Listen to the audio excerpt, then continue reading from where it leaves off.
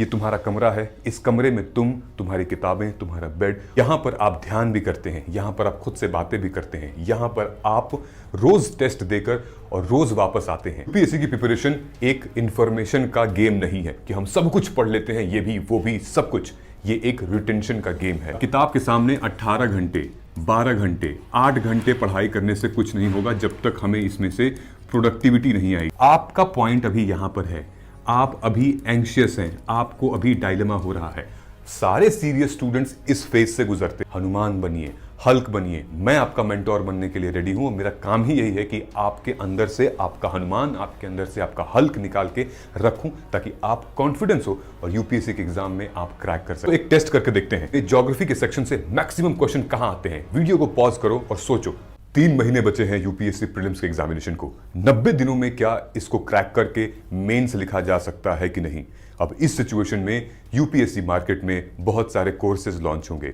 ये revision notes हैं, वो रिवीजन मॉड्यूल हैं, ये स्टडी मटेरियल पढ़ लो, वो टेस्ट सीरीज लगा लो, वो पीवाईक्यू कर लो। ये हमारा लेटेस्ट आखिरी बैच है जो कि एग्जाम ओरिएंटेड है। ये सब गारंटी करेंगे कि आप सक्सेसफुल हो जाएंगे और मेंस लिखेंगे।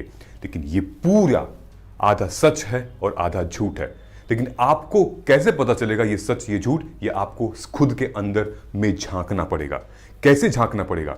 अब इस वीडियो में हम एस्पिरेंट्स 2 कैटेगरी को डिवाइड करेंगे। एक ऐसे कैटेगरी एस्पिरेंट की जो कि मेहनती है, काफी टाइम से पढ़ाई कर रही है, यूपीएससी का अटेम्प्ट भी दे चुका है, नहीं भी दिया है तो पिछले 1-1.5 साल से 5-6 महीने से वो प्रयास कर रहा है, पढ़ने का तैयारी कर रहा है, मतलब तैयारी में लगा हुआ है। एक वो कैटेगरी है एस्पिरेंट की जो कि नया नया अभी आए हैं, शायद उनका लास्ट अटेम्प्ट है, शायद उनका पहला अटेम्प्ट है। वो टेस्ट करना चाहते हैं कि एक बार चख तो लें कि एग्जाम का स्वाद कैसा होता है। तो इन एस्पिरेंट की कैटेगरी से मैं जाता नहीं और इनको मैं छोड़ता नहीं, क्योंकि ये जो एस्पिरेंट की कैटेगरी हैं उनको मैं यही नसीहत, हिदायत, सलाह दूंगा कि आप 2027 के लिए जाइए। लेकिन जो इस कैटेगरी में स्टूडेंट हैं वो भी बहुत ज़्यादा डायलेमा में हैं, बहुत कंफ्यूजन में हैं कि क्या अब से मैं प्रिपरेशन करूं तो क्या 3 महीने में एग्जाम क्रैक हो सकता है या नहीं। ध्यान से सुनना मेरी बातों को। ये तुम्हारा कमरा है। इस कमरे में तुम्हारी किताबें, तुम्हारा बेड और तुम्हारे कुछ ऐसे बिलीफ सिस्टम है जिन लोगों को तुम बिलीव करती हो, चाहे वो कोई पर्सनैलिटी हो गई या तुम्हारा ईश्वर हो गया। सबसे पहले तुम्हें अपने आप पर यकीन, अपने आप पर विश्वास रखना पड़ेगा। अक्सर मैं अपना व्हाट्सएप, ईमेल, टेलीग्राम या यूट्यूब के कमेंट्स देखता हूं तो उसमें मैसेजेस आते हैं कि सर क्या एग्जाम को क्रैक किया जा सकता है कि नहीं इस कम टाइम में। तो मुझे एक ही बस सवाल समझ में आता है कि ये बच्चा कब से तैयारी कर रहा है। क्या ये बच्चा नया है या ये बच्चा पुराना है, उसको सेल्फ डाउट है, उसको सेल्फ बिलीव नहीं हो पा रहा है, वो अंडर कॉन्फिडेंट है। तो मैं उन बच्चों के साथ बात करना चाहता हूं जिनको ये सारी प्रॉब्लम है। देखो, तुम कर सकती हो, यू स्टिल हैव टाइम। तुम्हें सिर्फ और सिर्फ अपने कमरे में अपने आप को बंद करना पड़ेगा। कमरे में बंद करने का मतलब यह नहीं है कि एकदम हवा, पानी, लोगों से मिलना जुलना सब बंद, नहीं। कमरे का बंद करने का मतलब भावार्थ यह है आपको डिस्ट्रैक्शन से बचना है, आपको सोशल मीडिया से बचना है, आपको रील्स से बचना है। अपने टाइम को वेटेज के हिसाब से एलोकेट करो। अगर तुम चाहती हो कि इस कमरे से निकलकर तुम्हें इस ऑफिस में या फिर इस सड़क पर कदम रखना है तो फिर तुम्हें लिटरली इन सारी चीजों पर काम करना पड़ेगा। यूपीएससी की प्रिपरेशन एक इंफॉर्मेशन का गेम नहीं है कि हम सब कुछ पढ़ लेते हैं, ये भी वो भी सब कुछ। ये एक रिटेंशन का गेम है। यानी कि आपको जब एग्जाम हॉल में आप बैठ रहे हो पेपर सॉल्व करने तो आपको कितना रिटेन है, कितना याद आ रहा है, कितना आप रिकॉल कर पा रहे हो। क्योंकि एक बुक को आपको 5 बार पढ़ना पड़ेगा, न कि 5 अलग अलग बुक को आप एक बार पढ़ रहे हैं, उससे होगा। रिटेन कर सकते हैं, रिवाइज कर सकते हैं, हम एक्टिव रिकॉल कर सकते हैं, मॉक टेस्ट लगा सकते हैं, किसी को समझा सकते हैं, जिससे हमारी क्लैरिटी और अच्छे से आ सकती है। याद रखना, जब लोग नेटफ्लिक्स देख रहे होंगे तुम कॉन्स्टिट्यूशन को रिवाइज कर रही होगी, जब लोग रील स्क्रॉल कर रहे होंगे तब तुम मॉक टेस्ट के एनालिसिस कर रही होगी। UPSC is all about clarity. UPSC is not about कि नहीं फलाने क्या कर रहे हैं उनसे हम कंपैरिजन कर सकते हैं। बेटा ये 3 महीने ना जी जान लगा दो अपने प्रिपरेशन में। मुझे पता है कि तुमने पढ़ाई की है, तुमने पिछले साल भी अटेम्प्ट दिया था, तुमने मॉक टेस्ट भी दिया है, आई नो। लेकिन मॉक टेस्ट के रिजल्ट से तुम अपना जजमेंट मत करो। मॉक टेस्ट एक डायग्नोसिस होता है कि तुमने फैक्चुअल मिस्टेक है, कंसेप्चुअल मिस्टेक है, तुमने पढ़ा नहीं है, रिटेंशन नहीं हो रही है, डायग्नोसिस करो और एग्जाम ओरिएंटेड पढ़ने की प्रिपरेशन करो। पीवाईक्यू को निकालो और डिटेल में उसको पढ़ने की कोशिश करो। देखो कि एग्जामिनर तुमसे क्या पूछ रहा है और तुम कर सकती हो। लेकिन तुम अपने आप को कंपेयर करना बंद करो। कंपैरिजन सबसे बड़ा किलर होता है, क्योंकि तुम्हें नहीं पता कि सामने वाले की जर्नी, उसने कब स्टार्ट किया था, उसने कब फेल किया है, उसकी क्या लाइफ है। अपने आप को कंपेयर करना बंद करो। कंपेयर करना है तो खुद को अपने previous month, previous week, previous day, previous year से कंपेयर करो, ताकि तुम एनालाइज कर सको तुम्हें कितनी ग्रोथ हुई है। सिर्फ और सिर्फ किताब के सामने 18 घंटे, 12 घंटे, 8 घंटे पढ़ाई करने से कुछ नहीं होगा जब तक हमें इसमें से प्रोडक्टिविटी नहीं आएगी। प्रोडक्टिविटी का मतलब यह है कि हमारा एक फिक्स टारगेट था, हमारा एक फिक्स्ड स्लॉट था, फिक्स प्लान था, हमें ये करना है और हमें ये अचीव करना है। अगर आप फंडामेंटल राइट पढ़ रहे हो तो क्या आपको क्लैरिटी है कि अगले 3 घंटे में यूपीएससी ने फंडामेंटल राइट से क्या क्वेश्चन पूछे थे? क्या आपकी प्रिपरेशन उससे अलाइन है, या फिर एग्जाम में कुछ आ रहा है और आप कुछ और पढ़ रहे हो? देखो, तुम कर सकती हो। Your best is yet to come. वो आने वाला है, अभी तक नहीं आया है, क्योंकि ये हमारा ह्यूमन साइकोलॉजी है कि जैसे जैसे एक डेट फिक्स हो जाती है, 24 मई एक डेट फिक्स हो चुकी है, और जैसे जैसे वक्त करीब आता जाएगा हमारी एंग्जाइटी और बढ़ती जाएगी, हमारे हाथ में पसीने आएंगे, ऐसा लगेगा कि कुछ छूट रहा है। लेकिन इन सिचुएशन में तुम्हें अपना संयम मेंटेन करके रखना है। मैं आपको बताता हूं, अगर ये ग्राफ ऐसा है, बहुत सारे स्टूडेंट इस ग्राफ से गुजरते हैं, लेकिन आपका पॉइंट अभी यहां पर है, आप अभी एंग्शियस हैं, आपको अभी डायलेमा हो रहा है। सारे सीरियस स्टूडेंट्स इस फेज से गुजरते हैं, लेकिन जो खुद पर विश्वास रखता है ना कि नहीं मैं कर लूंगी, नहीं मैं अपने आप का बेस्ट दे सकती हूं, अगर मैं अभी दूंगी, अभी मैं थोड़ा सा पेन महसूस कर लूं, पेन के थ्रू गुजर लूं, आगे जाके रेस्पेक्ट मिलेगी। माता पिता के आंसू जो उस टाइम पे निकलेंगे वो दुख के नहीं, खुशी के होंगे। लोग तुमसे तब भी बोलेंगे कि अरे किस्मत वाली थी, किस्मत वाला था, इसका निकल गया, लेकिन तुम्हें पता था कि तुमने अपने आप को कमरे में लॉक किया था, तुमने अपने आप पे कितनी मेहनत की थी। ठीक है, ये जो फेज है, ये फेज से वही गुजरता है जो कि ये इस फेज से गुजरता है। ये जो फेज देख रहे हो, ये वाला फेज तब आता है जब हम प्रिपरेशन में स्टार्ट होते हैं, मजा आता है, एकदम नया नया सब कुछ पता चलता है। लेकिन रियलिटी तब हिट करती है जब वक्त बहुत कम बचता है, जब टेस्ट में मार्क्स नहीं आते हैं, जब पीवाईक्यूज समझ में नहीं आते हैं, जब आपका क्लासमेट आपसे आगे चल रहा होता है, तब नीचे आता है। लेकिन हम अपने आप पे अगर विश्वास करेंगे तो आगे हम इस लाइन पे बढ़ सकते हैं और एक एग्जाम को क्रैक कर सकते हैं। नाउ ये कमरा, ये सिर्फ कमरा नहीं है, आपका मंदिर है, आपका टेम्पल है। यहां पर आप ध्यान भी करते हैं, यहां पर आप खुद से बातें भी करते हैं, यहां पर आप रोज टेस्ट देकर और रोज वापस आते हैं।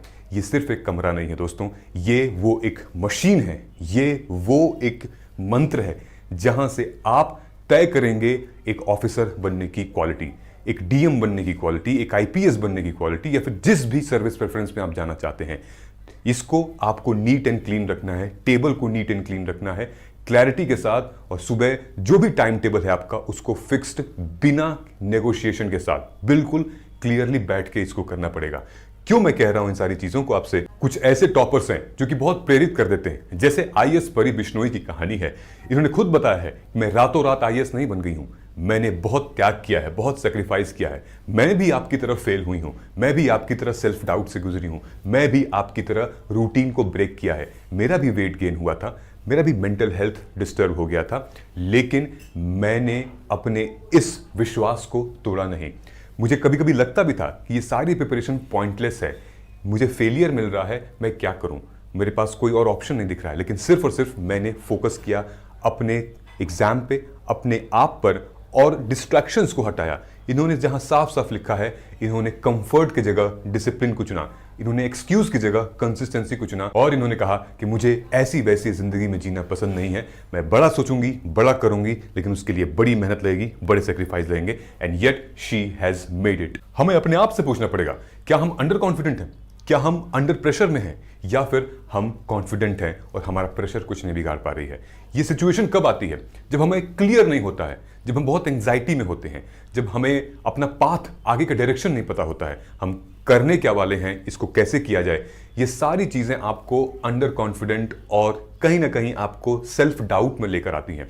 लेकिन आपको अगर कॉन्फिडेंस फील करना है तो आपको सबसे पहले जो स्टेप है वो सेल्फ बिलीव है, कि जिस दिन मैं अपने आप को बता दूंगी या बता दूंगा कि नहीं मैं इस एग्जाम के लायक हूं, मैं क्रैक कर सकती हूं, उस दिन मेरा कॉन्फिडेंस पहले से बहुत ज्यादा हो जाएगा। मुझे किसी और को बताने की या फिर कोई और मुझे ना बताए कि तुम कर सकती हो। मुझे खुद पता होना चाहिए कि ये मेरी जिंदगी है, ये मेरी लाइफ है, ये मेरा डिसीजन है कि मैंने लिया हुआ है, तुम कर सकती हो। याद है हनुमान जी की शक्तियां, जामवंत जी ने उनको उनकी शक्तियां याद दिलाई थी। आजकल मूवी जैसे हल्क में भी उसको याद दिलाना पड़ता है, उसको गुस्सा दिलाना पड़ता है, तब उसको रियल पावर आती है। हनुमान बनिए, हल्क बनिए। मैं आपका मेंटोर बनने के लिए रेडी हूं। मेरा काम ही यही है कि आपके अंदर से आपका हनुमान, आपके अंदर से आपका हल्क निकाल के रखूं, ताकि आप कॉन्फिडेंस हो और यूपीएससी के एग्जाम में आप क्रैक कर सकते हैं। ये क्लैरिटी आपको होनी चाहिए। आप मॉक टेस्ट दीजिए, वो डायग्नोसिस कर सकता है। यूपीएससी का पीवाईक्यू दीजिए, आपका एग्जामिनर माइंडसेट पता चलेगा। और वही पढ़िए जो कि इंपॉर्टेंट है, जो वेटेज के हिसाब से आप अपना टाइम एलोकेट करिए। देखिए आप कॉन्फिडेंट फील करेंगे। और सारी चीजें, सोशल मीडिया का डिस्ट्रैक्शन आप लिमिटेड रखिए। यूट्यूब चैनल आप फॉलो कर रहे हैं, सिर्फ उस चैनल को एग्जाम ओरिएंटेड कंटेंट सब्सक्राइब कीजिए, ऐसे ऐसे चैनल को जहां पे एग्जाम ओरिएंटेड कंटेंट आता है। और सारी चीजों के लिए आपके पास टाइम नहीं है। And this is how you will feel more confident, more energised and more active than before. चलो एक टेस्ट करके देखते हैं। एक बार वीडियो को पॉज करो और मुझे बताओ कि अगर ज्योग्राफी सब्जेक्ट तुमने पढ़ा है तो प्रीलिम्स में ज्योग्राफी के सेक्शन से मैक्सिमम क्वेश्चन कहां आते हैं। वीडियो को पॉज करो और सोचो, थिंक मोर अबाउट इट। मैं क्यों कह रहा हूं ऐसा? क्योंकि हमें वो देखना पड़ेगा जहां से मैक्सिमम क्वेश्चन आ रहे हैं। क्या हमारा टाइम वहां जा रहा है कि नहीं, क्या हम वहां पढ़ रहे हैं कि नहीं। फॉर एग्जांपल ये है ज्योग्राफी के प्रीलिम्स के क्वेश्चन जो कि मैक्सिमम पूछे गए हैं हमारे 16 सालों में। सबसे ज्यादा क्वेश्चन जो पूछे गए हैं वो क्लाइमेटोलॉजी से, देन उसके बाद पूछे गए हैं हमारे Indian water bodies, and then mineral and resources से। ये 3 टॉपिक जो हैं वो 50% से भी ज्यादा एरिया कवर करते हैं। क्या हमने पढ़ा है या फिर हम कहीं और पढ़ रहे हैं? अब आपको जाना है जो हमारी पीवाईक्यू की माइक्रो थीम है। अगर आपने इंस्टॉल किया है, बाय किया है, नहीं तो जाके बाय कर लीजिए और देखिए कि यहां से कितने क्वेश्चन आए, किस टाइप के आए हैं और आपने कवर किया है कि नहीं। यहां से जब आप ज्यादा टाइम यहां स्पेंड कर लेंगे, उसके बाद फिर आप बाकी सेक्शंस को स्पेंड करेंगे टाइम। इसका मतलब ये नहीं है कि बाकी सेक्शंस को हमें छोड़ना है। एक और एग्जांपल देख लेते हैं। ये हमारा है साइंस एंड टेक। लोग कहते हैं कि बहुत करंट अफेयर्स है, बहुत पढ़ना है, क्या आएगा क्या नहीं आएगा, छोड़ देते हैं। लेकिन मैं आपको बता दूं, साइंस एंड टेक हमारा टॉप मोस्ट ऐसा सब्जेक्ट है जो कि मैक्सिमम क्वेश्चंस यहां से भी आते हैं। 15 क्वेश्चन, 13 क्वेश्चन। आंख बंद करके खुद ही पॉज कीजिए और सोचिए कि कहां से मैक्सिमम क्वेश्चंस आते हैं जहां पर मैं अपना टाइम ज्यादा इन्वेस्ट कर सकती हूं। सबसे ज्यादा क्वेश्चन साइंस एंड टेक में पूछे जाते हैं IT, communication and related technologies से, जो कि नई टेक्नोलॉजीज हेल्प करती हैं हमारे हेल्थ केयर में, एजुकेशन में, एग्रीकल्चर में, स्पेस में, बायोटेक्नोलॉजी में। यहां से क्वेश्चंस आते हैं। बायोटेक्नोलॉजी और बायोलॉजी को, इन दोनों को मिला दें, 29 और 38 क्वेश्चन अपने आप में ये मैक्सिमम हो जाते हैं। उसके बाद स्पेस, साइंस एंड टेक्नोलॉजी, ये ऊपर के 3-4 टॉपिक जो हैं वो मोर देन 80% एरिया कवर करते हैं साइंस एंड टेक्नोलॉजी से। अब आपकी रिस्पॉन्सिबिलिटी है, जाइए और देखिए कैसे क्वेश्चन पूछे जा रहे हैं। अपना कॉन्फिडेंस बिल्ड करिए। मैक्सिमम टाइम आप यहां पे स्पेंड करेंगे ताकि आप एग्जाम ओरिएंटेड पढ़ सकते हैं, रिटेंशन कर सकते हैं आप।